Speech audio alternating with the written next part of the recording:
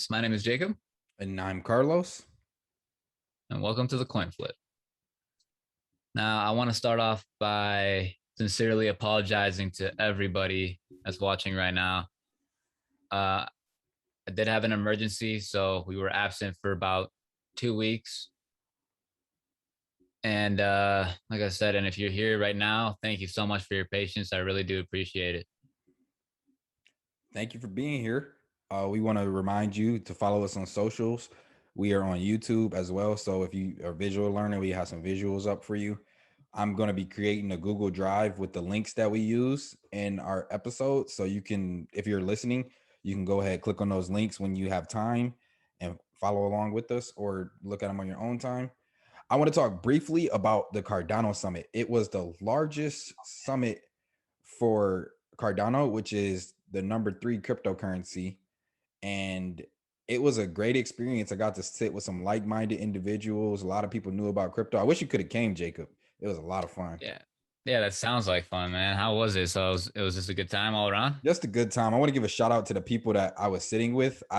Jacob was laughing because I think I got like 10 people to follow us. And he's just like, I know Carlos Oh, is yeah. just talking about the podcast Yeah. nonstop. So give a special shout out to Lexi Okay. and give a special shout out to Matt. And we're going to talk about today's episode too. Today's episode is about Bitcoin mining and smart contracts. And we want to talk about Bitcoin mining because one of the common questions or misconceptions with Bitcoin is, where does it come from? So we're going to tell you where it comes from. I know the older people like to think it's fake internet money, but it's not fake internet money. It actually has a strong backbone of stuff supporting it. So Jacob, before we get there, you want to tell the people what we're not?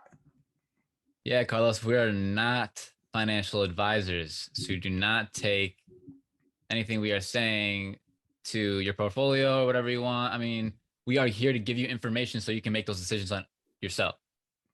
And like Carlos said, today's episode is about the blockchain mining.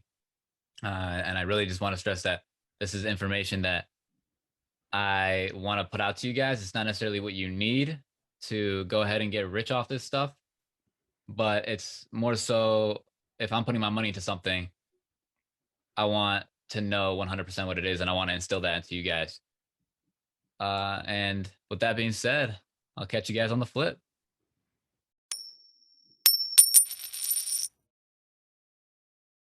This episode is going to be a little bit of a different format. I'm kind of going to take a back seat and let Jacob explain this. He has a strong grasp on this technology, and I'm just going to be a student. I'm going to ask questions as he goes along. So take it from here, Jake. All right, classes in session, Carlos. All right, here we go. So the first thing I want to talk about is blockchain, obviously. Textbook definition. I just got that straight off the internet. You can go ahead and find it. A system in which a record of transactions made in Bitcoin or another cryptocurrency are maintained across several computers that are linked in a peer-to-peer network. Mad confusing. Let's break it down. Pretty much, I want to say that all transactions are recorded through the blockchain under an address, which is directly linked to your wallet and not you as an individual.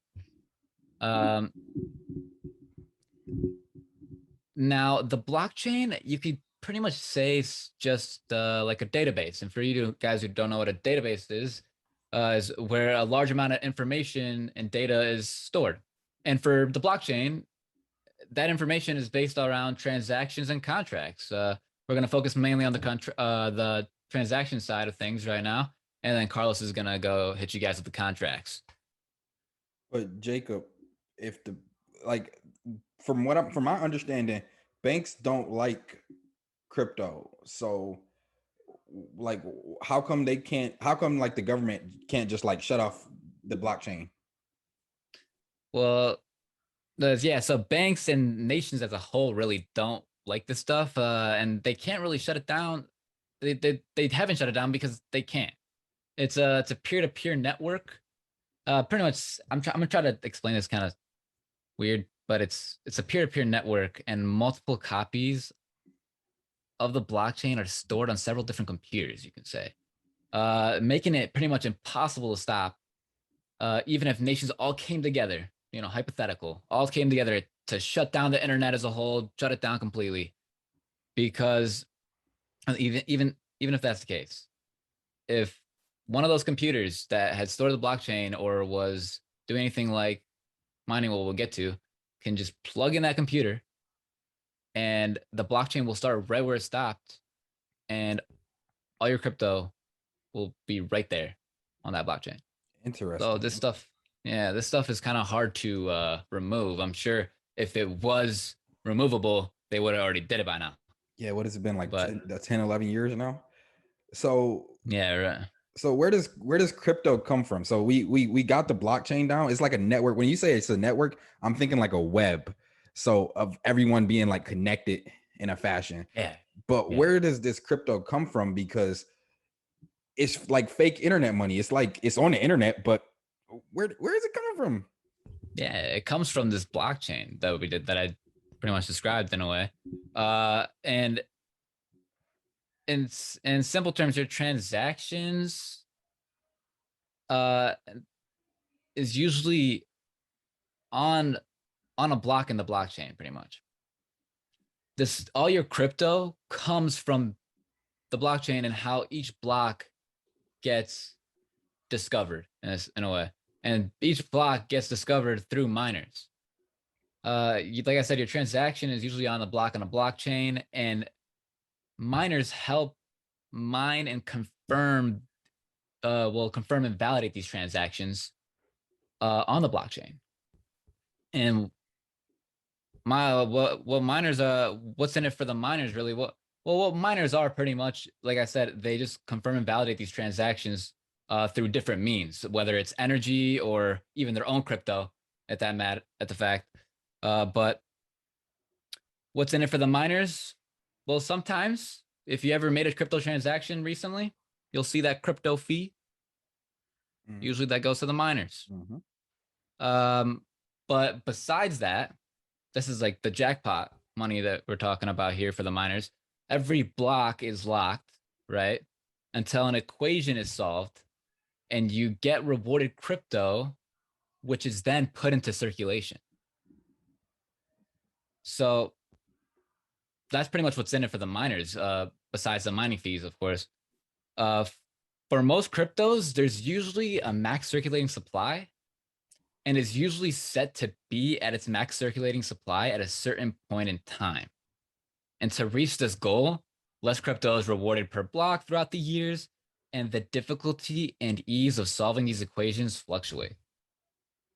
Now, let me just pull up like a small little illustration for you. I made it myself, guys. Okay, this is interesting right here, guys. I know it's very professional. Uh, but this is okay. So pretty much simply, this is the blockchain. Look, blocks, and there's a chain right here. So dope. All right.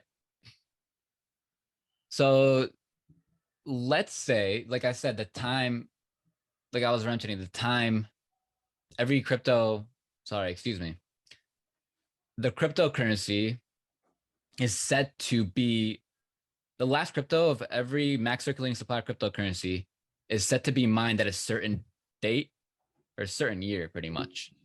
And to pretty much fulfill that, it has to be mined at a certain rate. And let's just say for this blockchain in particular, it's 10 seconds per block. And now we have this block right here. It's unlocked. This block number 1. And the equation for that block was 2 plus 2. All right. Equaled 4. That's pretty cool. That's easy enough. And it took 10 seconds to solve that. So nothing to change there. All right. Now let's say the next one. Oh, sorry about that. Let's say the next one is 2 plus 3. All right. And, the miners are going at it. They're finding out, they're trying to find the equation. It's taking them so long, but they ended up coming with a number. It's 5. And you know what? That took them 8 seconds. So now what they have to do, boom, check, mined. What they have to do now the blockchain has to automatically correct itself. It's like, no, this is too early. We're not going to get to that date that we want in time. It's going to be too early. So we have to up the difficulty a little bit. So what do we got to do? Make the equation a little harder. Let's do multiplication. Screw it. 2 times 2. I'm going to throw them for a loop. All right. And then they're hashing the numbers. Takes a little longer this time. Boom, they found it. 4. Took them 11 seconds. They were struggling a little bit. They were struggling a little bit. It took them 11 seconds. Hey man, No, it's that's hard. too hard, man. It was too hard. It was too hard. So now they got to find that sweet spot again. All right. So what do we do? What do we do? Let's tone it back down. Addition. 2 plus 4 equals 6. This is my happy space. 10 seconds. Wow. That's what the block is doing. Boom, mine, boom, mine. Next block. This is what it's constantly doing. Is that it's trying to find that sweet spot so it gets to that max circulating supply at that certain point in time that they're looking for. So, if it goes to 8 seconds, they have to up the difficulty of the equation to 11 seconds. Obviously, it's not as simple as this. These are computers we're talking about constantly hashing thousands of numbers a second. But yeah, so they're constantly trying to find that sweet spot, 10 seconds, so they can get to that point in time. And as time goes by, the reward for these blocks, like let's say there was 2 Bitcoin, for example, in each of these blocks. As time goes on, the reward gets smaller and smaller. So let's say another 3 years from now, it's now 1 Bitcoin per block, completely halved it. So like I said, these are just small little things that the blockchain and automatically instills in itself to get to that max circulating supply. And thank you for. Oh, there we go. Nice, cool. That was my little illustration. I hope that was a little bit, a little bit of what you can follow there. I think And that was simple enough. I liked it. nice, cool. Kept the number Glad. small. Hey, hey, that's the only numbers I can do. Uh, so yeah. So now we're gonna talk about different kinds of blockchains, right? Yep.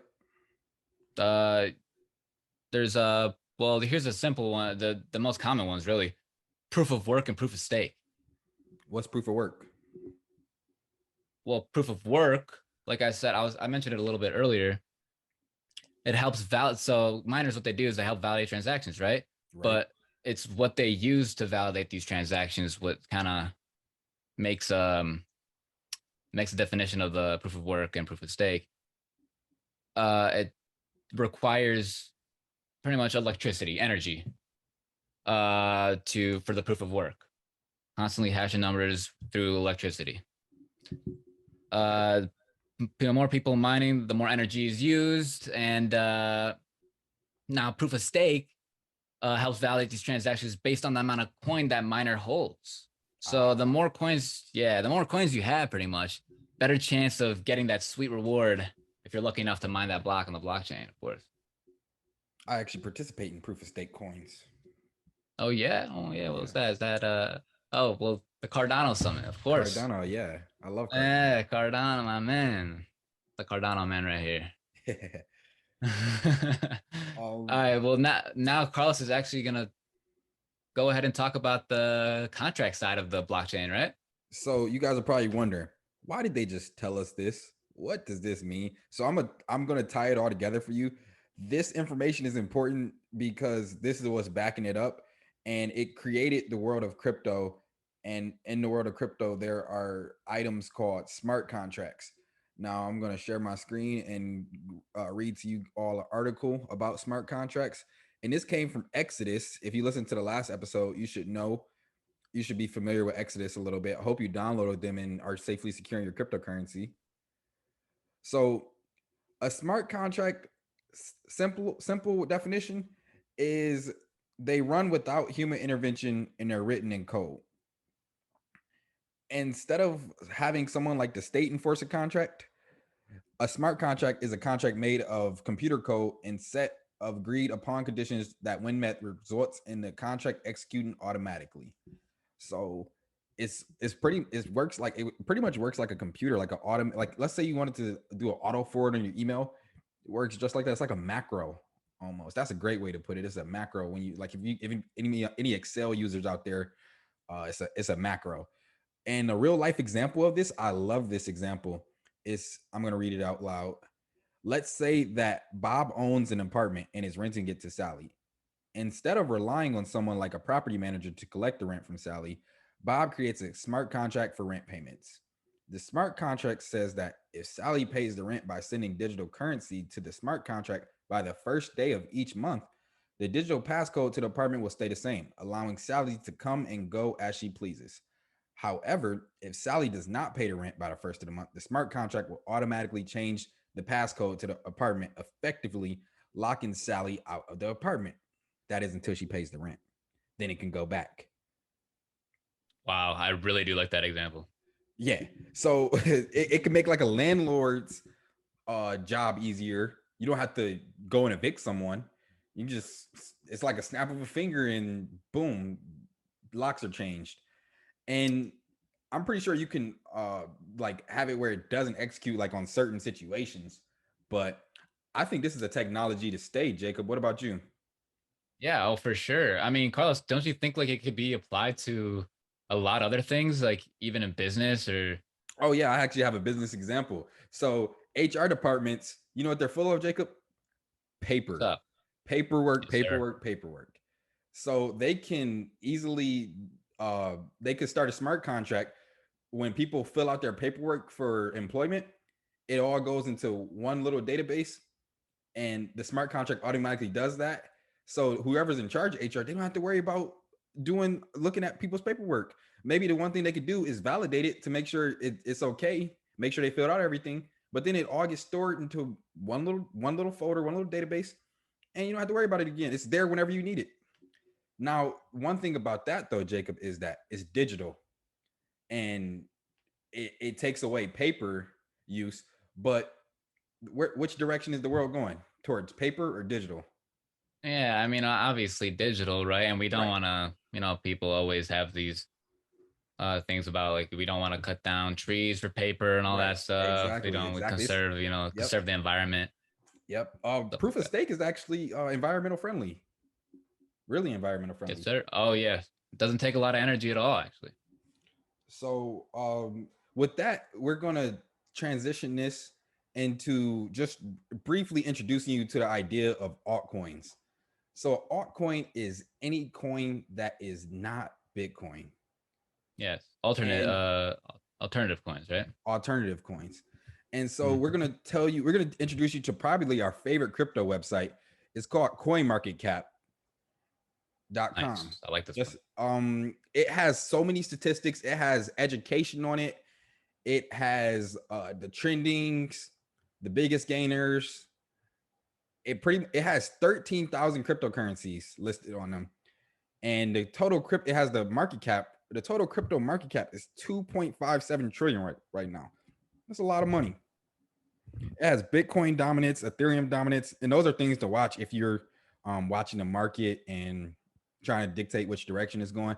But we probably won't get too much into price action in this show, just because we want you guys to understand why price action is happening rather than price action itself.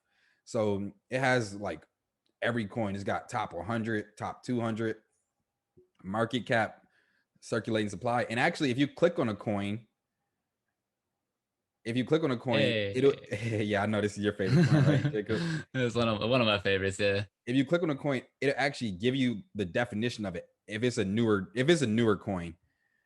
And so I'm not newer coin. If it's a more established coin, if it's one of those coins that we're going to talk about in the next episode, you probably won't see a definition for it because those coins don't really have use. And use case is a big thing we want to introduce to you guys. You want to talk about use case a little bit, Jacob?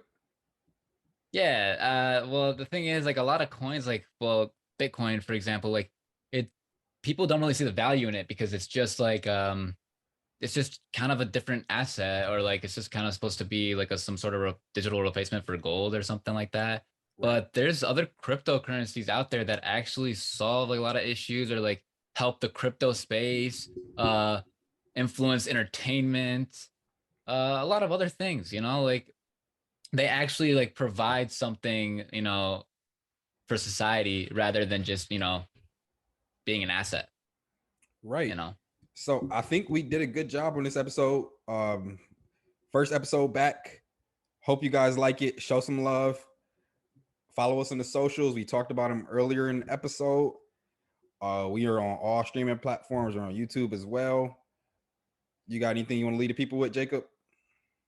Yes, I will be absent in the next 2 episodes. So I hope Carlos takes care of you guys. Yes. So we had pre-recorded.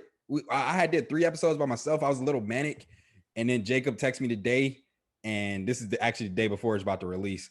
So this one's gonna be a quick turnaround. The next 2 episodes, Jacob's not gonna be there. I missed him a lot, but I'm happy with this episode. And so with that, I think we'll talk to him on the flip, right, Jacob? Yes, sir. Catch you on the flip, guys.